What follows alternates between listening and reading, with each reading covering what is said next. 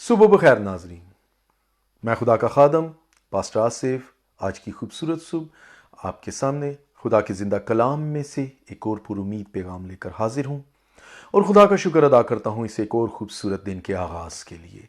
आइए आज की खूबसूरत सुबह का आगाज़ हम खुदा के कलाम में से करते हैं। आज खुदा के कलाम में हम देखेंगे गलतियों के नाम पौलुस रसूल का ख़त, उसके पहले बाब की 10वीं आयत। अब मैं आदमियों को दोस्त बनाता हूं या खुदा को? क्या आदमियों को खुश करना चाहता हूं?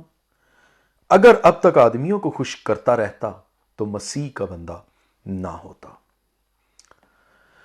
अजीजों, मेरा आपसे सवाल है कि आप किसको खुश कर रहे हैं, खुदा को या दुनिया को?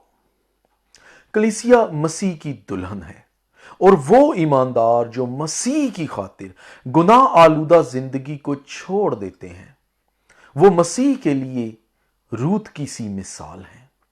अब आप एक ही वक्त में खुदा की रूत और अपनी ईजबल यानी गुनाह की लज्जत दोनों के लिए दुआ नहीं कर सकते। अगर आप आदमियों का लिहाज करते हैं और खुदा के कलाम को महज एक रस्म के तौर पर निभा रहे हैं तो यकीनन आप ईजबल को खुश कर रहे हैं।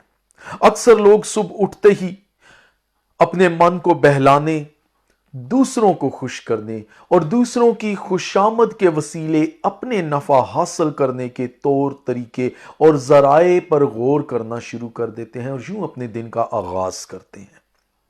कलाम खुदा में वाज़े मरकूम है कि दुनिया से दोस्ती खुदा से दुश्मनी है। खुदा ने हर चीज को एक मुकर्ररा हद और एक दर्जे के अंदर, एक लिमिट के अंदर रखा है। लेकिन बहुत से लोग झूठी खुशी की खातिर ये बात भूल जाते हैं कि हम खुदावंद और शयातीन दोनों के प्याले में से नहीं पी सकते। एक चश्मा के मुंह से दो तरह का पानी, खारा और मीठा, नहीं निकल सकता। एक नौकर दो मालिकों की खिदमत नहीं कर सकता। हम कब तक दो ख्यालों में डावाडोल रहेंगे?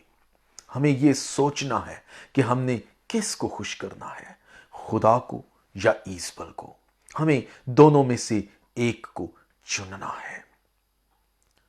अजीजों, अब फैसला आप पर मुनहसर है कि आप आज की खूबसूरत सुबह को लोगों को खुश करने के लिए, आदमियों को खुश करने के लिए, लोगों से बड़ाई हासिल करने के लिए, दुनिया की ईजबल को खुश करने में आज के खूबसूरत दिन को जाया कर देते हैं, या खुदा पर भरोसा करके, उसके साथ अहदो पैमान करके, खुदा के साथ वफादारी को जाहिर करके एक और खूबसूरत दिन का इजाफा अपनी जिंदगी में करते हैं।